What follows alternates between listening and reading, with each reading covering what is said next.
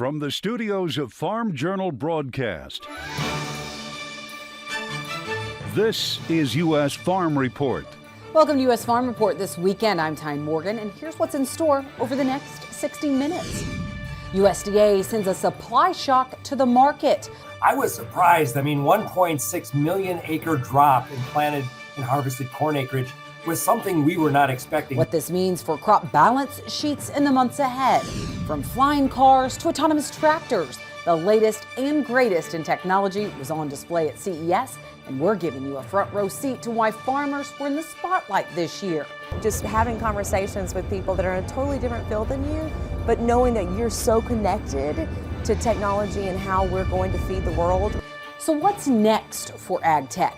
An exclusive one-on-one conversation with John Deere's Chief Technology Officer at CES. And our goal is by 2030, in certain production systems to be able to have, if a grower chooses to, a fully autonomous production system all the way through, spring tillage and planting all the way through harvest at the end. And in John's world. So, how's the vertical farming going?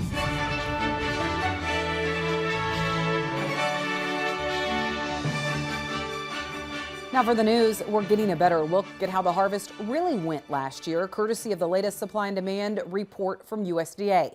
And it looks like the corn and soybean crops were smaller than many had anticipated, and stocks were also lower, sending both corn and soybeans up double digits after the report was released this week.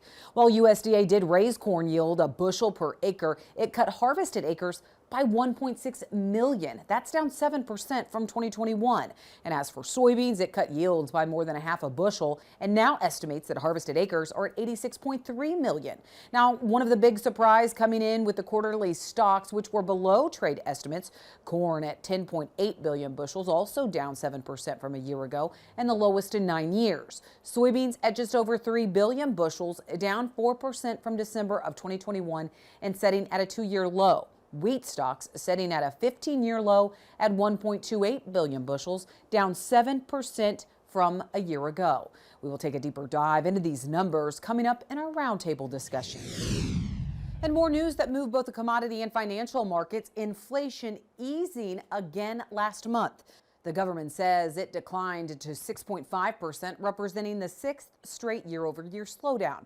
But some food prices still seeing double-digit gains year-over-year. Egg prices, those are up 60%. And the main reason, highly pathogenic avian influenza that hit the nation's flock.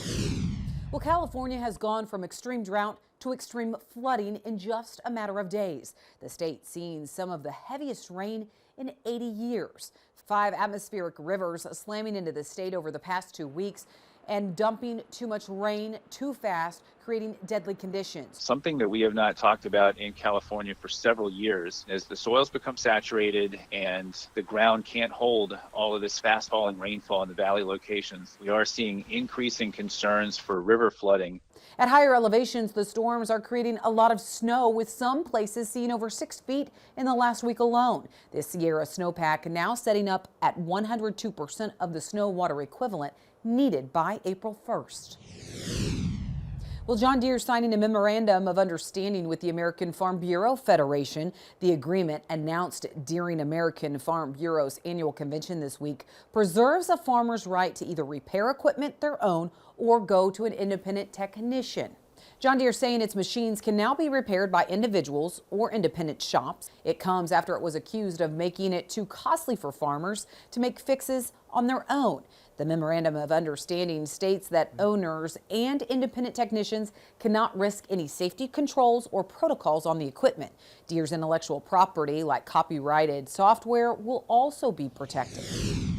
Also at the convention, Ag Secretary Tom Vilsack announcing a new round of funding and several projects that could impact producers. Plans include 2 new programs that would fill gaps in existing natural disaster and pandemic assistance. First, phase 2 of the Emergency Relief Program. It will provide aid to producers for production and quality losses of eligible crops in 2020 or 2021 caused by natural disasters. The assistance would primarily be for producers of crops not covered by federal crop insurance. He also announced the Pandemic Assistance Revenue Program. These payments will be for producers who suffered a 15% or greater decrease in 2020 compared with either of the 2 years prior. Unfortunately, a new beginning farmer got started in 2020 and then was hit with a disaster and doesn't have the kind of information that would allow a comparison.